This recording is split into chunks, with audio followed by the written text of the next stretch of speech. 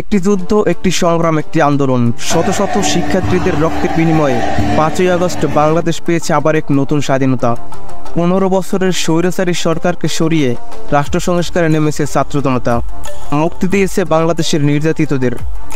এই ছাত্র জনতার গণঅভ্যুত্থান বাংলাদেশের সাধারণ মানুষ কখনোই ভুলতে পারবে না। জানেন কি এই আন্দোলনের মূলে ছিল কারা? কারা এই আন্দোলনের নেতৃত্ব দিয়েছিল? কারা এরা? তো আপনি চ্যানেলে নতুন হলে অবশ্যই সাবস্ক্রাইব করে রাখুন। তো চলুন শুরু করা যাক। প্রথমেই আমরা জেনে আসবো আসিফ মাহমুদ সজীব ভুঁইয়া সম্পর্কে। কে এই আসিফ মাহমুদ?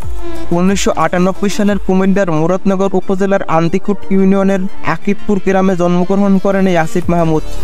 মোহাম্মদ বিল্লাল হোসেন ও রোকসানা বেগমের সন্তান আসিফ মাহমুদ। তার পিতা বিল্লাল হোসেন মুরাদনগর উপজেলার আকিবপুর ইয়াকুব আলী ভুঁইয়া পাবলিক উচ্চ বিদ্যালয়ের প্রধান শিক্ষক হিসেবে কর্মরত আছেন।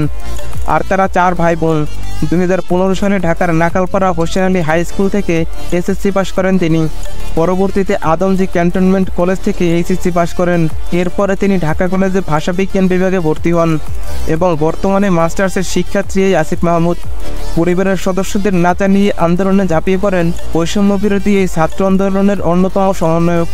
প্রথম দিকে পুলিশের গুলিতে কয়েকজন শিক্ষার্থী মারা যাওয়ার পর তার পরিবার জানতে পারে তিনি আন্দোলনের সমন্বয়ক। তখন আসিফ মাহমুদকে বাড়ি ফিরে আসতে অনুরোধ করেন তার বাবা মা।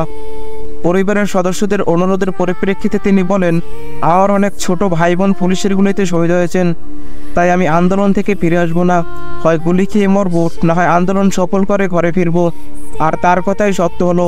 আজ যখন আন্দোলন সফল হলো, তখন তিনি বাংলাদেশের অন্তর্বর্তীকালীন সরকারের যুব ও ক্রীড়া মন্ত্রণালয়ের দায়িত্ব পেয়েছেন।